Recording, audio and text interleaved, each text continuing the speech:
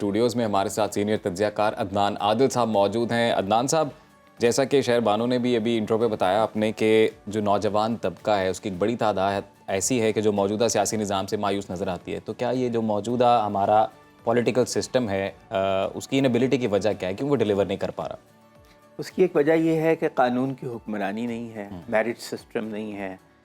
بدقسمتی سے کہ پاکستان جو ہے، دیکھیں اس میں ایشوز یہ ہیں کہ پاکستان جب بنا تو زیادہ تر ایک زرعی، قبائلی اور جاگیردارانہ معاشرہ تھا. بہت پسماندہ علاقہ تھا یہ جہاں پاکستان اب ہے. West side. جی.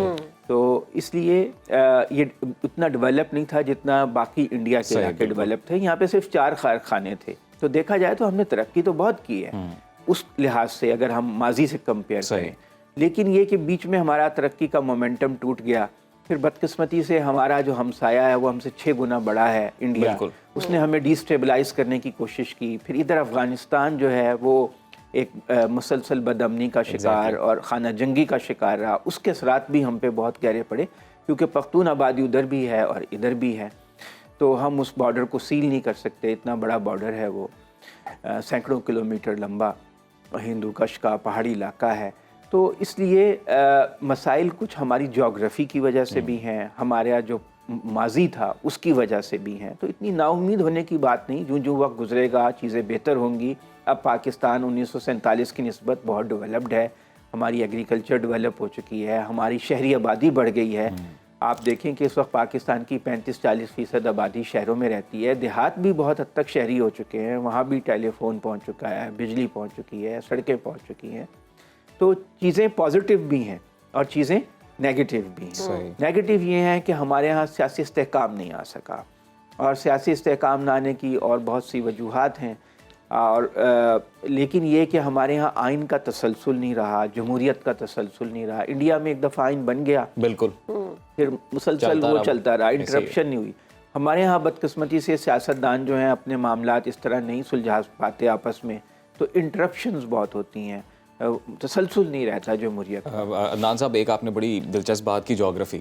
تو آپ کو کیا لگتا ہے کہ اسی جغرافی کو ہم اپنے ایڈوانٹیج میں بھی یوز کر سکتے تھے؟ ڈیسیژن میکنگ صحیح نہیں ہوئی ماضی میں. دیکھیں یوز تو ہم نے کیا، کیونکہ ہم ایک زمانے میں کمیونسٹ جو سوویت یونین تھا اس کے خلاف فرنٹ لائن سٹیٹ تھے. پورا ویسٹ ہمیں مدد دیتا تھا. ہماری گروتھ ریٹ اس کی وجہ سے 6% سے بھی زیادہ ہو گئی تھی. نان نیٹو ایلائے بنے جب. جی، نان نیٹو ایلائے. اس سے پہلے بھی آپ 60s میں ایوب خان کے دور میں جو ہمارے یہاں گرین ریولوشن آیا امریکہ کی مدد سے، اور ہمارے یہاں بہت صنعتی ترقی ہوئی، ہمارے ہاں زرعی ترقی ہوئی. تو ایسا نہیں ہے کہ ہم نے فائدہ نہیں اٹھایا، لیکن یہ کہ بیچ میں ہم نے غلطیاں بھی کیں، اس غلطیوں کا نقصان بھی ہوا. پھر افغانستان کے جو حالات تھے اس کی وجہ سے جو دہشت گردی پھیلی، اس سے ہماری معیشت کو بہت نقصان ہوا، اور اب بھی ہو رہا ہے. اب بھی اس افغانستان کی جو ٹریڈ ہے پاکستان کے اوپر بوجھ ہے. وہ $7 ارب کی جو چیزیں منگاتے ہیں وہ ڈالر ہمارا استعمال ہوتا ہے زیادہ تر. تو اس کی وجہ سے ہماری معیشت پہ دباؤ رہتا ہے. لیکن بہرحال ہم فائدہ اٹھا سکتے ہیں. اب بھی ہم صحیح فیصلے کریں. ابھی دیکھیے چائنیز انویسٹمنٹ تو آئی ہے نا یہاں پہ، $25-30 ارب کی. صدارتی نظام حل ہے؟ دیکھیں نظام تو جو بھی ہوگا چلائیں گے تو وہی لوگ نا. ہم اور آپ نے یہ اسٹوڈیو چلانا ہے. بالکل. چاہے اسٹوڈیو کو ادھر کر لیں یا ادھر کر لیں، اسٹوڈیو میں بیٹھنا تو میں نے اور آپ نہیں ہے نا. تو اصل بات یہ ہے کہ چلانے والے کیسے ہیں. چلانے والے تو نہیں بدلے. نظام میں مسئلہ یا چلانے والوں میں مسئلہ؟ میرا خیال ہے چلانے والوں میں. اگر نظام آپ کوئی بھی لے آئے نا اس کو ایسے ہی بنا دیں گے جیسا اب ہے. عدنان صاحب، پھر عوام میں بھی مسئلہ ہے. ہاں، کلچر کا بھی ایشو ہے. کلچرل ہمارے جو ایشوز ہیں، ورک کلچر نہیں ہے اس طرح سے، فیوڈل ویلیوز ہیں، جاگیردارانہ اقدار ہیں، ہماری ٹرائبل سسٹم ہے. ابھی ہم اربن مڈل کلاس کلچر اس طرح سے نہیں بن سکا جس میں میرٹ بیسڈ سسٹم ہوتا ہے، ایک انصاف میں مبنی نظام ہوتا ہے. اسی لیے پڑھے لکھے لوگ زیادہ بددل ہیں کیونکہ یہاں پہ میرٹ بیسڈ سسٹم نہیں ہے. اب دیکھیں، آپ صدارتی نظام کی بات کر رہے تھے. صدارتی نظام کا یہ فائدہ ہے کہ اس میں آپ کیبنٹ جو ہیں پارلیمان سے باہر کے لوگ بھی لے سکتے ہیں، ٹیکنوکریٹس بھی لے سکتے ہیں. جبکہ پارلیمانی نظام میں آپ صرف قومی اسمبلی اور سینٹ کے ممبرز کو وزیر بنا سکتے ہیں. ایک یہ فرق ہے. تو پریزیڈنٹ جو ہے وہ زیادہ پاورفل ہوتا ہے، مگر اس کا نقصان یہ ہے کہ پریزیڈنٹ آمر بھی بن سکتا ہے، ایک ڈکٹیٹر بھی بن سکتا ہے. اور ہمارے یہاں آپ کو پتہ ہے ڈکٹیٹر بننے کا رجحان بھی بہت زیادہ لوگوں میں موجود ہے. لیکن اور دوسری اس میں یہ ہے کہ پاکستان ایک وفاق ہے. یہاں بلوچ، سندھی، پشتون، پنجابی، سرائکی، ان کی اپنی شناختیں ہیں. یہ اپنی شناخت پہ اصرار کرتے ہیں. اب ہوگا کیا، پنجاب کی آبادی 50% سے زیادہ ہے، ایک اکثریتی صوبہ ہے. جب آپ صدارتی نظام لائیں گے تو صدر اکثریت سے منتخب ہو جائے گا، تو جو چھوٹے صوبے ہیں وہ کہیں گے کہ یہ تو پنجاب نے اپنی برتری ہم پہ مسلط کرنا چاہتا ہے، ہمیشہ پنجاب سے ہی اکثریت کی بلبوتے پہ. لیکن عدنان صاحب، جو سیاسی جماعتوں کے جانب سے امیدوار کھڑے کیے جاتے ہیں، ان کی کوالٹی، ان کی ایجوکیشن، اسکروٹنی سے آپ مطمئن ہیں؟ دیکھیں پھر تو آپ عوام ریجیکٹ کر دیں نا، اور عوام کر بھی دیتے ہیں. اگر صاف شفاف الیکشن ہو تو عوام تو بہت لوگوں کو ریجیکٹ کر دیتے ہیں نا. جی. تو پھر یہ تو عوام کے اوپر منحصر ہے. اگر وہ اچھے امیدوار نہیں ہیں آپ ان کو ووٹ نہ دیں.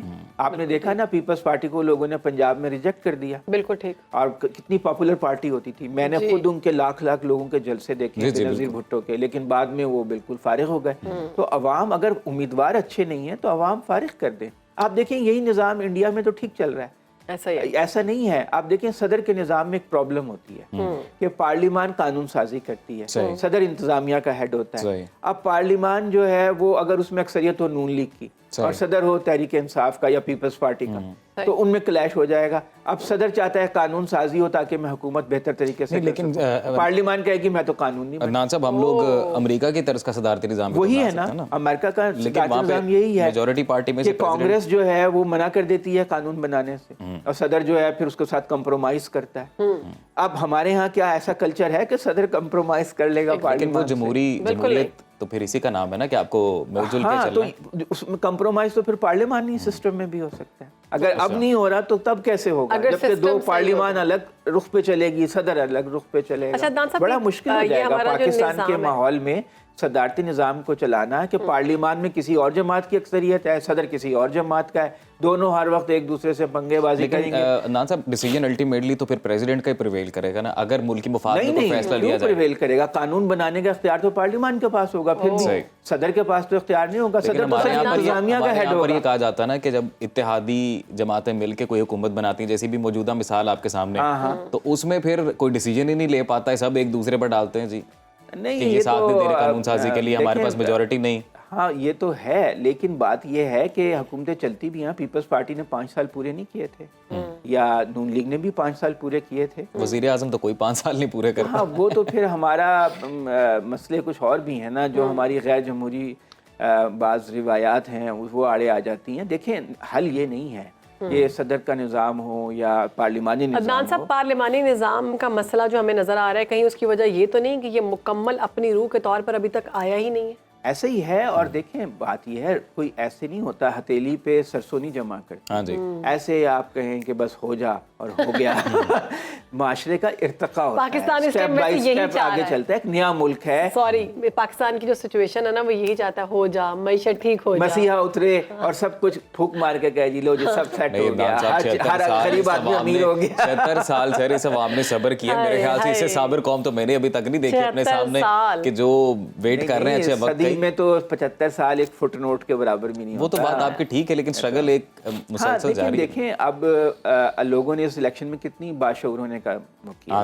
آپ دیکھیں کہ ایک پارٹی کے پاس تو نشان بھی نہیں تھا. عدنان صاحب 5 ایسے لیکن سب لوگ اتنی بڑی تعداد میں نکلے، اس کے نشان ڈھونڈ کر انہوں نے ووٹ بھی دے دیا. وقت بڑا کم ہے، ہمیں حل بتا دیں کیا ہے اس کا. اس کا حل ہے اختیارات کی تقسیم نچلی سطح پہ کی جائے، لوکل باڈی سسٹم کو مضبوط بنایا جائے، آئین میں ایسی گارنٹیز رکھی جائیں کہ لوکل باڈی سسٹم کا تسلسل قائم رہے، اس کو بیچ میں رکھنا نہ آئے، اور ان کے پاس اتنے اختیارات ہوں جو آئین میں لکھے گئے ہوں کہ ان کو کوئی چھین نہ سکے. جب اختیار یونین کونسل، تحصیل کونسل، ضلعی کونسل کے پاس ہوگا، لوگوں کے مسئلے مقامی سطح پہ مقامی نمائندے حل کر لیا کریں گے، تو یہ سسٹم زیادہ بہتر کام کر سکے. اور عدنان صاحب جاتے جاتے ایک اور کہ پوری دنیا میں اتنے بڑے صوبوں کا رواج بھی نہیں رہا. ہاں وہ ٹھیک ہے، لیکن اس کے لیے پھر اتفاق رائے پیدا کرنا پڑے گا نا. وہ اتفاق رائے آپ کو پتہ ہے اس ملک میں ہونا ذرا مشکل ہے. بہت شکریہ عدنان صاحب، آپ نے بہت زبردست مثال دی کہ ہمیں اپنے لوکل باڈیز کو بہتر کرنا ہوگا. اب خبر آپ کی دسترس میں، ہر وقت بر وقت. ابھی سنو نیوز کے یوٹیوب چینل کو سبسکرائب کیجئے، بیل آئیکن پر کلک کیجئے اور باخبر رہیے ملکی اور بین الاقوامی حالات سے یقین کے ساتھ.